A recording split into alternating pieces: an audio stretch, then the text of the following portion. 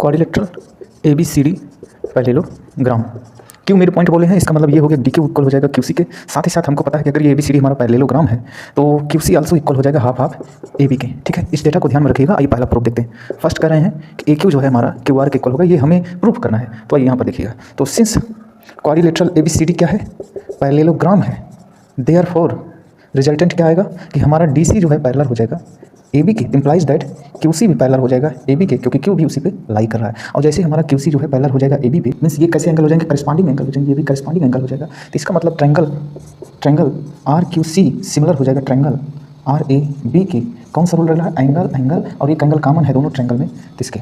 ठीक है, तो ऐसा अगर हो गया तो आपको पता है RQ अपॉन RA इक्वल हो जाएगा QC upon AB CR upon BR के।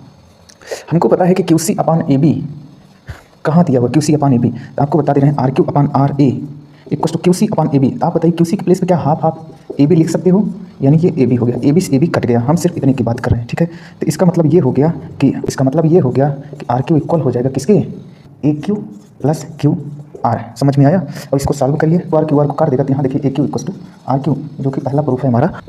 AP equal to PQ proof करना है, AP equal to PQ proof करना है। अगर हम बात कर लें इस वाले ट्रायंगल में, ये ट्रायंगल ध्यान से देखिएगा, कुछ इस तरीके से ट्रायंगल बना हुआ है।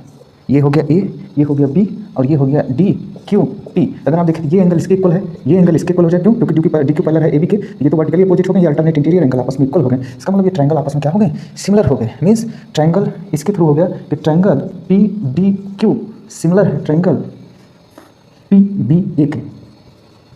कौन सा रूल रहेगा, एंगल।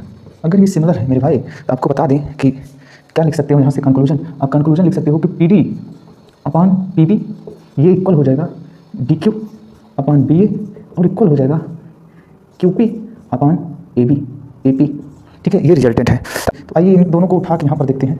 क्यों, क्योंकि आपको पता होगा कि DQ इक्वल टू लिख सकते हैं हाफ हाफ AB, क्योंकि ये साइड आपस में इक्वल होते हैं, मिड पॉइंट है, हाफ हाफ AB के लिख सकते हो। Half half AB QP AP और ये AB से भी कट गया, यानी कि ये 2 उधर जाकर मल्टीप्लाई कर लेगा। AP इक्वल टू 2 PQ हमारा प्रूफ हो गया।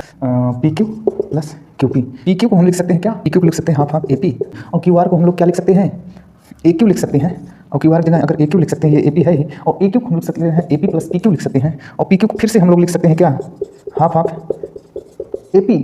और हमारा प्रूफ हो गया PR equal to AP। Video अगर समझ में आए तो ठीक है, नहीं समझ में आ रहा है तो दोबारा देखिए। Thank you.